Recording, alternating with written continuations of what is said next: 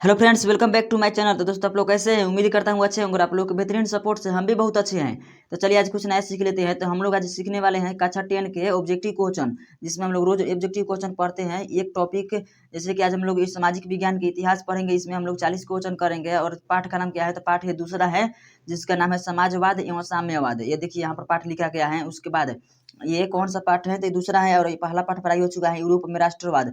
उसको आप लोग नहीं देखे होंगे तो जाकर के देख लीजिएगा। तो चलिए इसमें पहला क्वेश्चन देखते हैं। तो आज का हमारा पहला क्वेश्चन है, रूस में जार का अर्थ क्या होता है? तो पहला ऑप्शन है रूस का सम्राट, दूसरा ऑप्शन है रूस का सामंत, तीसरा ऑप्शन है पीने का बर्तन और चौथा ऑप्शन है पानी रखने का बर्तन। तो इसका सही उत्तर हो जाएगा, रूस में जार का अर्थ होता है रूस का सम्राट। चलिए अगला क्वेश्चन देखते हैं। एक नंबर हो गया। 2 नंबर क्वेश्चन देखते हैं, कार्ल मार्क्स का जन्म कहाँ हुआ था? तो पहला ऑप्शन है इंग्लैंड में, दूसरा ऑप्शन है जर्मनी में, तीसरा ऑप्शन है इटली में और चौथा ऑप्शन है रूस में। तो कार्ल मार्क्स का जन्म कहाँ हुआ था? तो जर्मनी में हुआ था। अगला क्वेश्चन है 2 नंबर हो गया। 3 नंबर क्वेश्चन में दिया गया है, साम्यवादी शासन का पहला प्रयोग कब हुआ था? तो साम्यवादी शासन का पहला प्रयोग कहाँ हुआ था? तो इसका पहला ऑप्शन है जापान में, दूसरा ऑप्शन है क्यूबा में, तीसरा ऑप्शन है रूस में और चौथा ऑप्शन है चीन में। तो साम्यवादी शासन का पहला प्रयोग कहाँ हुआ था? तो यह हुआ था रूस में। तो इसका रूस सही उत्तर हो जाएगा। चलिए आगे क्वेश्चन है 4 नंबर। तो 4 नंबर में दिया गया है क्वेश्चन, 1917 की पहली रूसी क्रांति को किस नाम से जाना जाता है? तो 1917 की पहली रूसी क्रांति को किस नाम से जाना जाता है? तो इसका सही उत्तर हो जाएगा फरवरी क्रांति के नाम से जाना जाता है। अगला क्वेश्चन है 5 नंबर। तो 5 नंबर क्वेश्चन में दिया गया है, लाल सेना का गठन किसने किया था? तो लाल सेना का गठन किसने किया था? तो इसका सही उत्तर हो जाएगा ट्राटोस्की ने। ये तो आसान क्वेश्चन है, लाल सेना का गठन ट्राटोस्की ने किया है।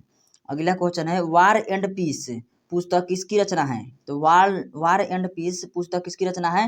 तो यह टॉल्स्टॉय की रचना है, टॉल्स्टॉय। तो इसको आप लोग याद कर लीजिएगा।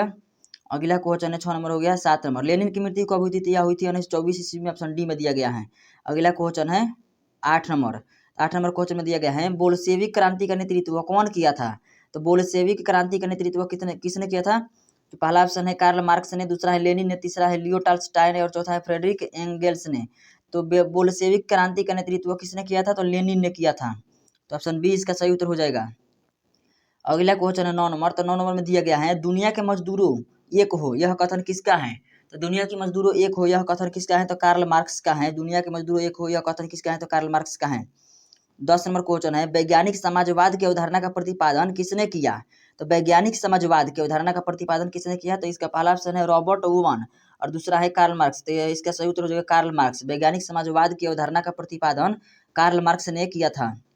अगला क्वेश्चन है 11 नंबर। तो 11 नंबर क्वेश्चन में दिया गया है, यह एक स्लाइड में नहीं आ सकता है, चलिए 2 स्लाइड में पढ़ लेंगे। यूरोपियन समाजवाद कौन नहीं था? यूरोपियन समाजवाद कौन नहीं था? तो इसका सही उत्तर क्या हो जाएगा? Karl Marx. कार्ल मार्क्स के साथ जो था ना, तो वो यूरोपियन समाजवाद नहीं था पहला। अब 12 नंबर क्वेश्चन हो गया। चलिए आगे देखते हैं क्वेश्चन। 12 नंबर क्वेश्चन देखते हैं, समाजवादियों का बाइबल किसे कहा जाता है? तो समाजवादियों का बाइबल किसे कहा जाता है? तो दास कैपिटल को कहा जाता है। ऑप्शन डी इसका सही उत्तर हो जाएगा। अगला क्वेश्चन है 13 नंबर। 13 नंबर में दिया गया है, द मदर के लेखक कौन है? तो पहला ऑप्शन है तुर्गनेव, दूसरा है मैक्सिम गोर्की, जो तीसरा ऑप्शन है कार्ल मार्क्स, चौथा ऑप्शन है लियो टॉल्स्टॉय। तो द मदर के लेखक कौन है? तो इसका सही उत्तर हो जाएगा मैक्सिम गोर्की। चलिए आगे देखते हैं क्वेश्चन 13 हो गया। 14 नंबर। 14 नंबर में दिया गया है, चलिए अगला क्वेश्चन है 14 नंबर। 14 नंबर में दिया गया है, इंग्लैंड में समाजवाद का जनक किसे माना जाता है? तो इसका पहला ऑप्शन है सेंट साइमन को, दूसरा है चार्ल्स फूरिये को, तीसरा ऑप्शन है रॉबर्ट ओवन को। तो इंग्लैंड में समाजवाद का जनक किसे माना जाता है? तो इसका सही उत्तर हो जाएगा ऑप्शन सी रॉबर्ट ओवेन को। ओवेन को इंग्लैंड में समाजवाद का जनक माना जाता है। अगला क्वेश्चन है 15 नंबर, इनमें कौन यूटोपियन स्वप्नदर्शी समाजवादी नहीं था? तो इसका सही उत्तर क्या हो जाएगा? तो ऑप्शन डी कार्ल मार्क्स नहीं थे, यूटोपियन स्वप्नदर्शी समाजवादी नहीं थे। अगला क्वेश्चन है 16 नंबर। तो 16 नंबर क्वेश्चन में दिया गया है, रूस में कृषि दासता किस वर्ष समाप्त हुई? रूस में कृषि दासता किस वर्ष समाप्त हुई? तो इसका सही उत्तर हो जाएगा ऑप्शन ए, यह 1861 में समाप्त हो गई थी। अगला क्वेश्चन है 17 नंबर। 17 नंबर क्वेश्चन में दिया गया है, बोल्शेविक क्रांति कब हुई थी? तो बोल्शेविक क्रांति कब हुई थी? तो इसका सही उत्तर हो जाएगा नवंबर 1917 में बोल्शेविक क्रांति हुई थी। 18 नंबर क्वेश्चन है, रूसो किस देश का रहने वाला था? तो इसका सही उत्तर हो जाएगा ऑप्शन बी फ्रांस का रहने वाला था रूसो। रूसो किस देश का रहने वाला था? तो फ्रांस का रहने वाला था। अगला क्वेश्चन है 19 नंबर। तो 19 नंबर में दिया गया है, ब्रेस्ट लिटोवस्क की संधि किन देशों के बीच हुई? तो ब्रेस्ट लिटोवस्क की संधि किन देशों के बीच हुई थी? तो इसका सही उत्तर हो जाएगा रूस और जर्मनी के बीच हुई थी ब्रेस्ट लिटोवस्क की संधि। अगला क्वेश्चन है 20 नंबर। 20 नंबर में दिया गया है, कम्युनिस्ट मैनिफेस्टो के लेखक थे? तो कम्युनिस्ट मैनिफेस्टो के लेखक कौन थे? तो इसका सही उत्तर हो जाएगा कार्ल मार्क्स और फ्रेडरिक एंगेल्स थे। तो यही बी ऑप्शन इसका सही उत्तर हो जाएगा। अगला क्वेश्चन है 21 नंबर। तो 21 नंबर दिया गया है साम्यवादी घोषणा पत्र कम्युनिस्ट मैनिफेस्टो का प्रकाशन कब हुआ था? तो इसका प्रकाशन हुआ था 1848 ईस्वी में हुआ था। तो इसको आप लोग याद कर लीजिएगा। ऑप्शन कौन सा होगा? तो ऑप्शन बी इसका सही उत्तर हो जाएगा। चलिए आगे देखते हैं क्वेश्चन। तो अगला क्वेश्चन 22 नंबर है। तो 22 नंबर में दिया गया है दास कैपिटल का प्रकाशन किस वर्ष हुआ था? तो दास कैपिटल का प्रकाशन 1867 ईस्वी में हुआ था। तो ऑप्शन इसका कौन सा सही है? पहला ऑप्शन गलत है, दूसरा ऑप्शन गलत है, तीसरा सही है। ऑप्शन सी इसका सही उत्तर हो जाएगा। चलिए अगला क्वेश्चन देखते हैं। तो अगला क्वेश्चन कौन सा है? तो प्रथम इंटरनेशनल की स्थापना 1864 में कहाँ हुई थी? तो इसका सही उत्तर हो जाएगा लंदन में। तो इसका लंदन सही उत्तर हो जाएगा। तो आप लोग लंदन को याद कर लीजिएगा कि प्रथम इंटरनेशनल की स्थापना लंदन में हुई थी 1864 ईस्वी में। 24 नंबर क्वेश्चन है द्वितीय इंटरनेशनल की स्थापना कब और कहाँ हुई थी? तो द्वितीय इंटरनेशनल की स्थापना हुई थी 1889 ईस्वी में। और कहाँ हुई थी? तो यह हुई थी पेरिस में। तो पेरिस इसका सही उत्तर हो जाएगा, पी से पेरिस। तो पेरिस याद कर लीजिएगा। द्वितीय इंटरनेशनल कब हुई थी? तो 1889 में। नवासी और 79 में कन्फ्यूजन होता है, थोड़ा सा कन्फ्यूजन हो जाता है। 1889 इसका सही उत्तर हो जाएगा, पेरिस में है। ऑप्शन डी इसका सही उत्तर हो जाएगा। चलिए अगले देखते हैं क्वेश्चन 24 हो गया। 25 नंबर। तो 25 नंबर क्वेश्चन में दिया गया है सोवियत संघ का विघटन कब हुआ था? यह हुआ था 1991 ईस्वी में। सोवियत संघ का विघटन कब हुआ था? तो 1991 ईस्वी में हुआ था। तो 1991 कहाँ है? ए में, बी में, सी में नहीं, डी में है। तो डी में इसका सही उत्तर हो जाएगा। अगला क्वेश्चन है 26 नंबर। प्रथम इंटरनेशनल किस वर्ष हुआ? तो प्रथम इंटरनेशनल किस वर्ष हुआ? 1864 ईस्वी में हुआ था। कहाँ हुआ था? लंदन में हुआ था। अगला क्वेश्चन है 27 नंबर। दास कैपिटल के लेखक कौन थे? तो दास कैपिटल के लेखक कौन थे? तो इसका सही उत्तर हो जाएगा कार्ल मार्क्स। कार्ल मार्क्स जो थे ना, दास कैपिटल के लेखक थे। अगला क्वेश्चन है 28 नंबर। चेका का गठन कौन किया था?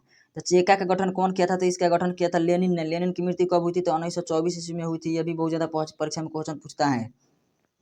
अगला क्वेश्चन है 29 नंबर।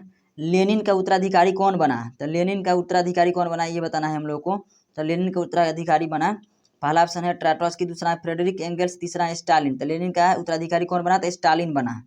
तो स्टालिन इसका सही उत्तर हो जाएगा। स्टालिन की मृत्यु कब हुई थी? तो स्टालिन की मृत्यु हुई थी ऑप्शन 1953 में। 1953 में हुई थी। तो पहला 1951, दूसरा दिया 1952, तीसरा 1950, 1953 डी में दिया है। तो डी इसका सही उत्तर हो जाएगा। लेनिन के मतलब पुत्र स्टालिन की मृत्यु कब हुई थी? तो 1953 में हुई थी। अगला क्वेश्चन है 31 में। लंदन में अनिवार्य प्राथमिक शिक्षा सन कब लागू हुई थी? तो कब से लागू हुई थी? तो इसका सही उत्तर हो जाएगा ऑप्शन बी, 1870 ईस्वी में लागू हुई थी, 1870 में। और जो इंग्लैंड है ना, इंग्लैंड में महिलाओं को वोट देने का अधिकार कब से मिला? तो 1918 ईस्वी से मिला। यह भी आप लोग ध्यान में रखिएगा। और ये भी क्वेश्चन पूछता है परीक्षा में, पॉलिटी में, 10वां का पॉलिटी में पूछता है, और अभी सामाजिक विज्ञान में ही आता है। चलिए अगला क्वेश्चन देखते हैं। तो आगे क्वेश्चन क्या है? 32 नंबर है। नई आर्थिक नीति कब लागू हुई थी? तो नई आर्थिक नीति कब लागू हुई थी? तो पहला ऑप्शन है 1921, दूसरा है 1922, तीसरा है 1923 और चौथा है 1924। तो नई आर्थिक नीति कब लागू हुई थी? तो 1921 ईस्वी में लागू हुई थी। तो 1921 इसका सही उत्तर हो जाएगा।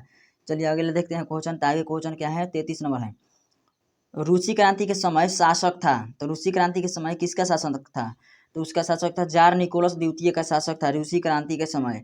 अगला क्वेश्चन है 33 हो गया। 34 नंबर क्वेश्चन देखते हैं। तो दोस्तों आज के लिए इतना ही, मतलब कि यहाँ पर कितना क्वेश्चन हम लोग आज पढ़े हैं? तो आज हम लोग 33 क्वेश्चन पढ़ लिए हैं। और आज के पहले हम लोग कितना पढ़ लिए हैं? तो एक पाठ पढ़े हैं यूरोप में राष्ट्रवाद। तो उसको भी आप लोग जा करके देख लीजिएगा। वो भी क्वेश्चन जो है ना, उसमें जो क्वेश्चन है सभी इंपॉर्टेंट है। और सामाजिक विज्ञान का, ये इतिहास है, और इसी तरह भूगोल, सभी तरह का भूगोल, इकोनॉमिक्स, पॉलिटी, ये सभी तरह का मतलब विषय का क्वेश्चन आएगा। तो आप लोग इसको देखना मत भूलिएगा।